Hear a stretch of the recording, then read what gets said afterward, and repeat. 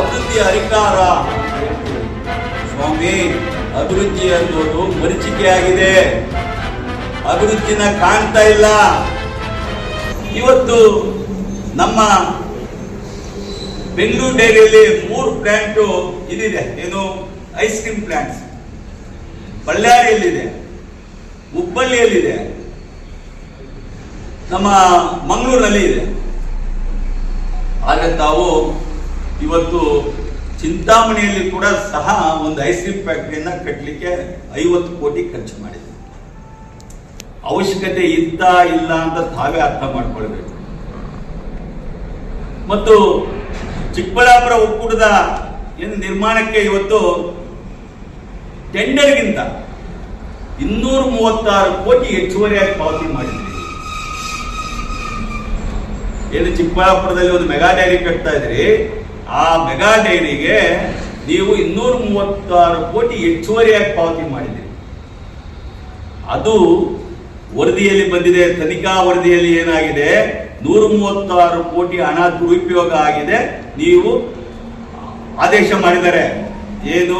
General body meeting ನೋಟಿಸ್ನಲ್ಲಿ ಆ ಮುದ್ರಿತವಾಗಿದೆ. ಪುಟ number 25 ಮತ್ತು 26ರಲ್ಲಿ 136 ಕೋಟಿಯನ್ನ ನೀವು ಪಾವತಿ ಮಾಡಿ ಅಂತ ಹೇಳಿದ್ದಾರೆ. ಇಲ್ಲಿವರೆಗೂ ಪಾವತಿ ಆಗಿಲ್ಲ. ಮತ್ತು ನೀವು ಕೋಲಾರ ಮತ್ತು ಚಿಕ್ಕಬಳ್ಳಾಪುರ ತಾಲೂಕುಗಳಲ್ಲಿ 150 ಕೋಟಿ ನೇಮಕಾತಿ ಆಗಿದೆ. ನೇಮಕಾತಿ ಹಗರಣದಲ್ಲಿ ಇಡಿ ತನಿಖೆ ಮಾಡಿದ್ದಾರೆ. ಇಡಿ ತನಿಖೆಯವರು ಮಾಡಿ ಅಲ್ಲಿ ನಮ್ಮ ಡೈರೆಕ್ಟರ್ಗಳು ನೇಮಕಾತಿಯಲ್ಲಿ ನಾವು ಹಣ ತೆಗೆದುಕೊಂಡಿರೋದು ನಿಜ ಅಂತ ತಪ್ಪು ಒಪ್ಕೊಂಡಿದ್ದಾರೆ. ಎಲ್ಲರೂ ಇಡಿಯವರ ಮುಂದೆ ತಪ್ಪು ಒಪ್ಕೊಂಡು ಇಡಿಯವರು ಅದನ್ನ ರಾಜ್ಯಪಾಲರಿಗೆ ಸಲ್ಲಿಸಿದ್ದಾರೆ. ರಾಜ್ಯಪಾಲರು ಲೋಕಾಯುಕ್ತಗೆ ಕಳಿಸಿಕೊಟ್ಟಿದ್ದಾರೆ. ಲೋಕಾಯುಕ್ತವರು ಈಗಾಗಲೇ 150 ಕೋಟಿ ಹಣ ನಾವು ತೆಗೆದುಕೊಂಡಿದ್ದೀವಿ ಅಂತ ತಪ್ಪು ಒಪ್ಕೊಂಡಿರೋದ್ರಿಂದ ಇದನ್ನು ತನಿಖೆ ಮಾಡೋ ಅಗತ್ಯ ಇಲ್ಲ, ಸರ್ಕಾರ ಇದರ ಮೇಲೆ ಕ್ರಮ ಕೈಗೊಳ್ಳಿ ಅಂತ ಈಗಾಗಲೇ ಸರ್ಕಾರಕ್ಕೆ ಕಳಿಸಿಕೊಟ್ಟಿದ್ದಾರೆ.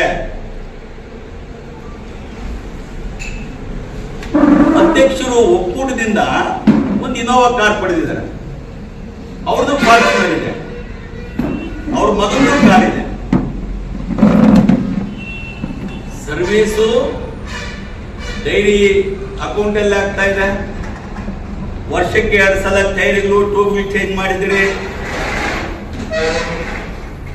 ಅದು ನೀವು ಏನ್ ಖರ್ಚು ಮಾಡ್ತೀರೋ ಅದು ಶೋರೂಮ್ ನಿಂದ, ನಮ್ಮ ಏನು ಡೈರಿ ಶೋರೂಮ್ ನಿಂದ ಅದು ಬಿಲ್ ಮಾಡಬೇಕಾಗಿದೆ.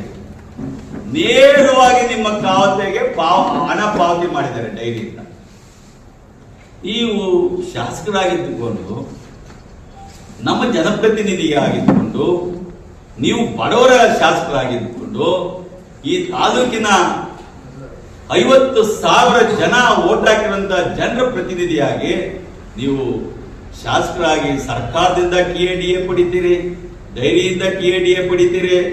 ಡೀಸೆಲ್ ಡೈರಿಯಿಂದ 3 ಗಾಡಿಗೆ ಸತತವಾಗಿ ಡೈರಿನಲ್ಲಿ ನೀವು ಹಾಕ್ಸ್ಕೊಂಡಿದ್ದೀರಲ್ಲ, ಅದೆಲ್ಲ ಬಿಲ್ಸು ನಮ್ಮ ಹತ್ರ ಇದೆ. ಆಮೇಲೆ ಒಂದು ಏನಂದ್ರೆ, ಈ ಒಕ್ಕೂಟದಲ್ಲಿ ತಾವೊಂದು ತೀರ್ಮಾನ ಮಾಡ್ಕೊಂತೀವಿ. ಅದೇನು, ನಿಮ್ಮ ಆಡಳಿತ ಮಂಡಳಿಯವರು ಹೆಚ್ಚಿಗೆ ದುಡ್ಡು ನಾವು ಸಂಪಾದನೆ ಮಾಡಿದ್ದೀರಿ ಅಂತ ಗೊತ್ತಿಲ್ಲ. ಒಂದು ಗೋಲ್ಡ್ ಕಾಯಿನ್ ಖರೀದಿ ಮಾಡಿದ್ದೀರಿ. ಆ ಗೋಲ್ಡ್ ಕಾಯಿನ್ ಖರೀದಿ ಮಾಡಿ ಎಲ್ಲ ಡೈರೆಕ್ಟರ್ಗೂ ಸನ್ಮಾನ್ಯ ಅಧ್ಯಕ್ಷರು ಗೋಲ್ಡ್ ಕಾಯಿನ್ ಕೊಟ್ಟಿದ್ದಾರೆ. ಶಾಸಕರು ಏನು ಸನ್ಮಾನ್ಯ ಲಿಂಗಾರೆಡ್ಡಿ ಅವರ ಕಾಲದಿಂದ ಸನ್ಮಾನ್ಯ ಇವತ್ತು ಎಲ್ಲ ಶಾಸಕರು, ಇವತ್ತೇನು ಮಾಜಿ ಶಾಸಕರಿದ್ದಾರೆ, ಸನ್ಮಾನ್ಯ ಎ ನಾಗರಾಜ್ ಅವರು ಇರ್ಬೋದು, ಕೃಷ್ಣೇಶ್ ಶೆಟ್ಟಿ ಇರ್ಬೋದು, ಮಂಜುನಾಥ್ ಗೌಡ್ರು ಇರ್ಬೋದು, ಅಲ್ಲೇ ತನಕ ಯಾರ ಮೇಲಾದ್ರೂ ಇಡಿ ತನಿಖೆ ಆಗಿದೆಯಾ ತಾಲೂಕಿನಲ್ಲಿ? ಇಲ್ಲಿ ತನಕ ಇಡಿ ತನಿಖೆ ಆಗಿ ಇಡಿ ತನಿಖೆಯವರು ರಿಪೋರ್ಟ್ ಮಾಡಿದ್ದಾರೆ. ಅದನ್ನು ಈಗಾಗಲೇ ನಾನು ಹೇಳಿದ್ದೀನಿ, ರಾಜ್ಯಪಾಲರಿಗೆ ಕೊಟ್ಟಿದ್ದಾರೆ ರಾಜ್ಯಪಾಲರು. ಆದ್ರೆ ನೀವೇನ್ ಹೇಳ್ತೀರಿ? ನೇಮಕಾತಿಯಲ್ಲಿ ನಾನು ಯಾರ ಹತ್ರ ಹಣನೇ ತೆಗೆದುಕೊಂಡಿಲ್ಲ ಅಂತ ಹೇಳ್ತೀನಿ. ನಮ್ಮ ತಾಲೂಕಿನ ಹುಡುಗರಿಗೆ ಒಂದಷ್ಟು ಜನಕ್ಕೆ ನೀವು ನೇಮಕಾತಿ ಮಾಡಿದ್ರಿ. ನಮ್ಮ ಸ್ನೇಹಿತರ ಮಕ್ಕಳಿಗೂ ನೇಮಕಾತಿ ಮಾಡಿದಿರಿ. ಅವರೆಲ್ಲ ಪಾಪ 25 ಲಕ್ಷ 30 ಲಕ್ಷ ದುಡ್ಡು ಕೊಟ್ಟಿದ್ದಲ್ದ್ರೆ ಇವತ್ತು ನಿಮ್ಮ ಪಕ್ಷದಲ್ಲಿ ಜೀತದಾಳಗಳಾಗಿದ್ದಾರೆ. ನೀವು ಯಾರನ್ನ ನೇಮಕಾತಿ ಮಾಡ್ತೀರೋ ಅವ್ರಿಗೊಂದು ಹೇಳ್ತೀರಿ, ನೇಮಕಾತಿ ಜೊತೆ ದುಡ್ಡು ತಗೊಂತೀರಿ, ನೀವು ನಮ್ಮ ಪಕ್ಷಕ್ಕೆ ಬರಬೇಕು ಅಂತ ಹೇಳ್ತೀರಿ. ಮತ್ತು ಇವತ್ತೇನು ಡೈರಿದು ಹಲವಾರು ವಿಚಾರಗಳನ್ನು ಹೇಳ್ಬೇಕಾದ್ರೆ ಮತ್ತು ಸಂಜೆವರೆಗೂ ಟೈಮ್ ತಗೊಳ್ತದೆ ಈ ಡೈರಿ ವಿಚಾರ. ನಾನು ಆ ಡೈರಿ ವಿಚಾರದಲ್ಲಿ ಇವತ್ತು ನಿಮ್ಮದೇ ಪಕ್ಷದ ಶಾಸಕರು, ಸನ್ಮಾನ್ಯ ಬಂಗಾರಪೇಟೆ ಶಾಸಕರು, ನಮ್ಮ ತಾಲೂಕಿನ ಅಳಿಯ ಎಸ್.ಎನ್. ನಾರಾಯಣಸ್ವಾಮಿ ಅವರು ಹಲವಾರು ವಿಚಾರಗಳನ್ನು ಎತ್ತಿದ್ದಾರೆ. ಏನು ಇವತ್ತು DCC ಬ್ಯಾಂಕ್ ಮೇಲೆ ಹಲವಾರು ವಿಚಾರಗಳನ್ನು ಎತ್ತಿ ತನಿಖೆಗೆ ಒಳಪಡಿಸಬೇಕು, ತನಿಖೆ ಆಗಬೇಕು ಅಂತ DCC ಬ್ಯಾಂಕ್ ಅನ್ನ ಒಳಪಡಿಸಿದ್ದೀವಿ. ನಾವು ಹೇಳ್ತಾ ಇದ್ದೀವಿ, DCC ಬ್ಯಾಂಕು ನಮ್ಮ ರೈತರ ಬ್ಯಾಂಕು, ಮಹಿಳೆಯರ ಬ್ಯಾಂಕು. ಅದರ ಅವಧಿಯಲ್ಲಿ ಮಹಿಳೆಯರಿಗೆ, ಸ್ತ್ರೀಶಕ್ತಿ ಸಂಘಗಳಿಗೆ ಬಹಳಷ್ಟು ಹೆಚ್ಚಿನ ಹಣವನ್ನು ನಾವು ಮಹಿಳೆಯರಿಗೆ ಕೊಟ್ಟಿದ್ದೀವಿ. KCC ಲೋನ್ ಕೊಟ್ಟಿದ್ದೀವಿ. ಇವತ್ತು ಆಡಳಿತ ಮಂಡಳಿ ಇಲ್ಲದೆ 2 ವರ್ಷಗಳಿಂದ ಯಾವುದೇ ಲೋನ್ ಕೊಡ್ಲಿಕ್ಕೆ ಸಾಧ್ಯ ಆಗಿಲ್ಲ. ಯಾವೊಬ್ಬ ಶಾಸಕರು ಅದ್ರ ಬಗ್ಗೆ ಚಕಾರ ಎತ್ತಾ ಇಲ್ಲ, ಸರ್ಕಾರ ಚಕಾರ ಎತ್ತಿಲ್ಲ. ಇವತ್ತು ಡೈರಿ ನಿಮ್ಮ ಅವಧಿ ಮುಗಿದಿದೆ, ಚುನಾವಣೆ ಮಾಡಬೇಕು, ಚುನಾವಣೆ ಮಾಡಲಿಲ್ಲ. ಆಯ್ತು, ಡೈರಿನೂ ಕೊಡಿ, ತನಿಖೆ ಮಾಡಲಿ. CBI ತನಿಖೆ ಕೊಡ್ತಿರೋ, ಲೋಕಾಯುಕ್ತ ತನಿಖೆ ಕೊಡ್ತಿರೋ, ಯಾವ ತನಿಖೆ ಮಾಡಿ ನೀವು ಮುಕ್ತವಾಗಿ ನಾವು ತನಿಖೆ ಮಾಡಿ, ನಮ್ಮ ಶಾಸಕರು ಯಾವುದೇ ಹಣ ತೆಗೆದುಕೊಂಡಿಲ್ಲ, ನೇಮಕಾತಿಯಲ್ಲಿ ಹಣ ತೆಗೆದುಕೊಂಡಿಲ್ಲ, ಡೈರಿಯಲ್ಲಿ ಹಾಲು, ಮೊಸರು, ತುಪ್ಪ, ಬೆಣ್ಣೆ ತಿಂದಿಲ್ಲ, ನಾನು ಅಭಿವೃದ್ಧಿ ಕೆಲಸಗಳಲ್ಲಿ ಯಾವುದೇ ಲಂಚ ಪಡೆದಿಲ್ಲ ಡೈರಿ ವಿಚಾರವಾಗಿ ಅಂತ ಹೇಳಿ. ಹಾಲು ಅಮೃತ, ಹಾಲನ್ನ ಕುಡಿಬಹುದು, ಅಮೃತ ಅದು. ಹಾಲಿಗೆ ಮೋಸ ಮಾಡಬೇಡಿ, ಅದು ರೈತರ ಹಾಲು, ಕಷ್ಟ ಬಿದ್ದಿರುವಂತ ಹಾಲು. ಆ ಹಾಲು ಅಮೃತನ ನೀವು ಇವತ್ತು ಕಳ್ಳತನವಾಗಿ ಮಾರಾಟ ಮಾಡ್ಕೊಳ್ತಾ ಇದ್ದೀರಿ. ಮೋಸದ ವಂಚನೆಯಿಂದ ಇವತ್ತು ರೈತರು ಸಿಕ್ಕಾಕೊಂಡಿದ್ದಾರೆ. ದಯಮಾಡಿ ಹಾಲಿನ ವಿಚಾರವಾಗಿ ಸನ್ಮಾನ್ಯ ಶಾಸಕರಿಗೆ ಹೇಳೋದಿಷ್ಟೇ, ಏನು ನಿಮ್ಮ ಪಕ್ಷದ ಶಾಸಕರು ಕೇಳ್ತಾ ಇದ್ದಾರೆ, ಹಲವಾರು ಈ ತಾಲೂಕಿನ ಮುಖಂಡರುಗಳು ಅದರ ಬಗ್ಗೆ ಪ್ರಸ್ತಾಪ ಮಾಡ್ತಾ ಇದ್ದಾರೆ, 2 ಜಿಲ್ಲೆಯ ಮುಖಂಡರು. ಹಾಗೆ ಮತ್ತೊಂದು ವಿಚಾರ ನಾವು ಬರೋದಾದ್ರೆ, ನಮ್ಮ ತಾಲೂಕು ಆಫೀಸಲ್ಲಿ ಈಗಾಗಲೇ ತಮಗೆಲ್ಲ ಗೊತ್ತಿದೆ, ದರ್ಖಾಸ್ತು ಕಮಿಟಿ ಅಧ್ಯಕ್ಷರಾಗಿದ್ದಂತ ಸಂದರ್ಭದಲ್ಲಿ ಸನ್ಮಾನ್ಯ ನಂಜೇಗೌಡರು ಹಲವಾರು ರೈತರಿಗೆ ಮಂಜೂರು ಮಾಡಿದ್ದಾರೆ. ಒಂದು 39 ಜನಕ್ಕೆ ಮಂಜೂರು ಮಾಡಿದ್ದಾರೆ. ಒಂದು 150 ಕೋಟಿ ರೂಪಾಯಿ ಹಣ ಅಂತ ಹೇಳಿದ್ದಾರೆ ಇಲ್ಲಿ ಅಂದಾಜು.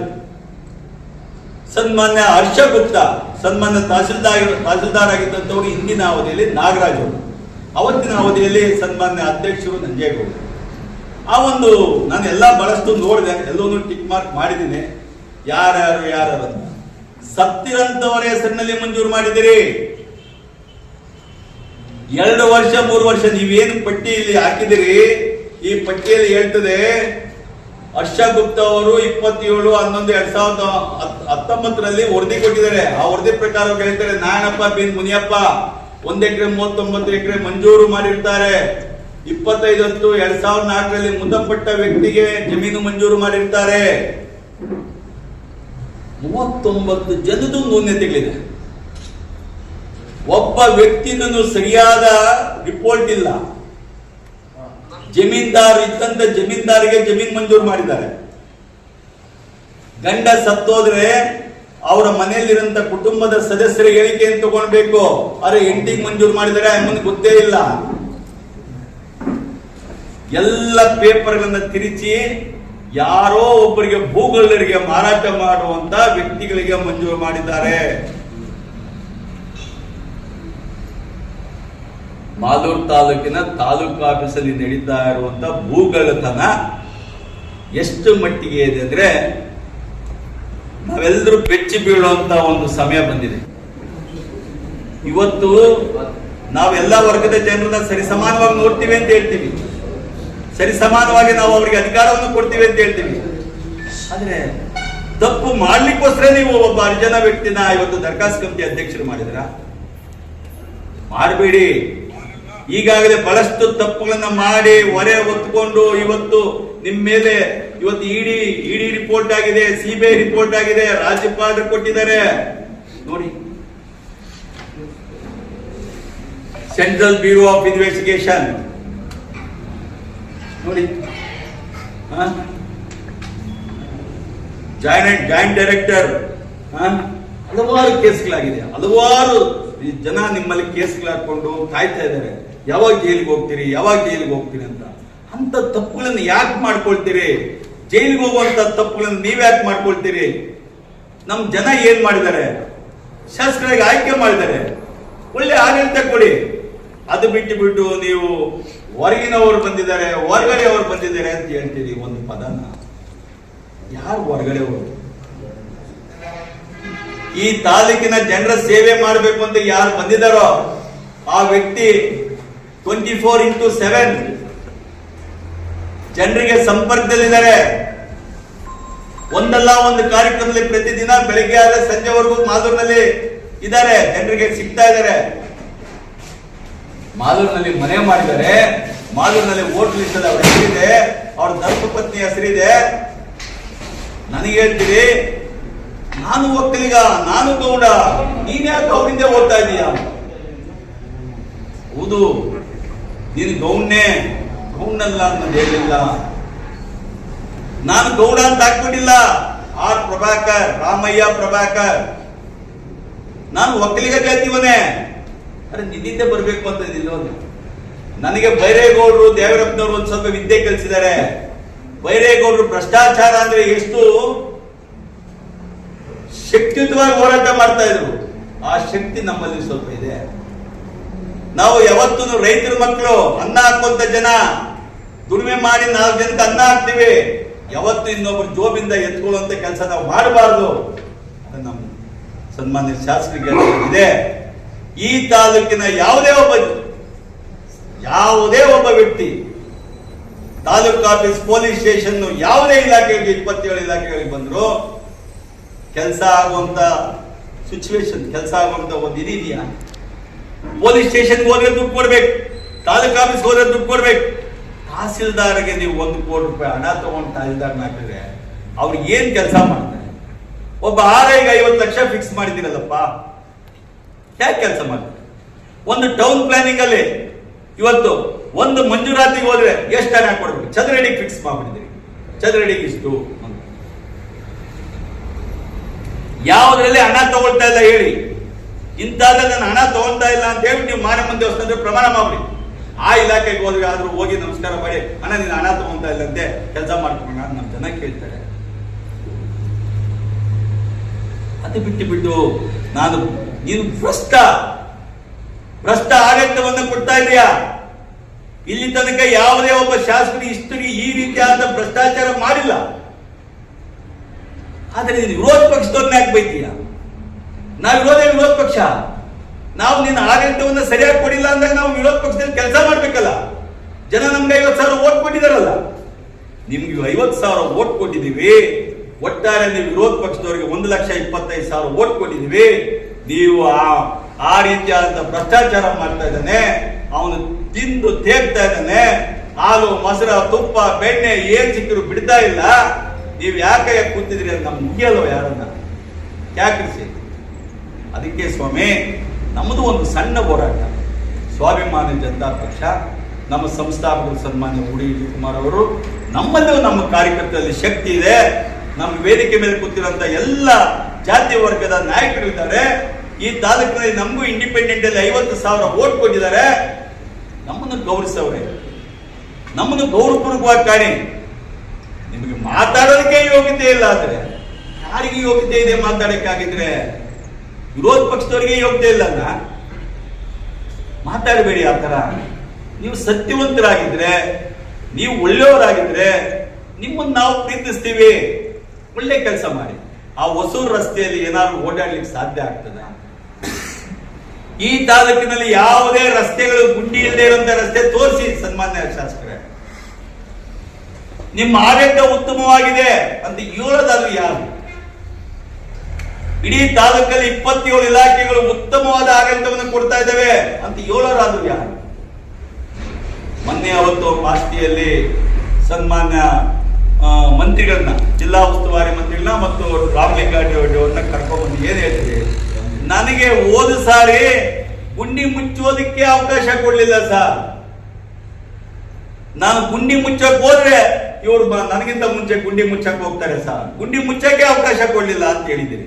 ಆಯ್ತು, ನಿಮ್ಗೆ ಗುಂಡಿಗಳು ಬಿದ್ದಿದೆಯಲ್ಲ, ಇವಾಗ ಸಾವಿರಾರು ಗುಂಡಿಗಳು ಬಿದ್ದಿವೆ. ಮಳೆ ಏನಾದ್ರು ಬಿದ್ದು ಇವತ್ತು ಆ ಗುಂಡಿಗಳಲ್ಲಿ ಮಳೆ ತುಂಬಿದ್ರೆ ಯಾರ್ಯಾರು ಎಲ್ಲಿ ಬಿದ್ದು ಕೈ ಕಾಲು ಮುಡ್ಕೊಳ್ತಾರೆ ಅಂತ ಭಯ ಆಗ್ತಾ ಇದೆ ಸ್ವಾಮಿ. ದಯಮಾಡಿ ಈ ತಾಲೂಕಿನ ಅಭಿವೃದ್ಧಿ ಮಾಡಿ.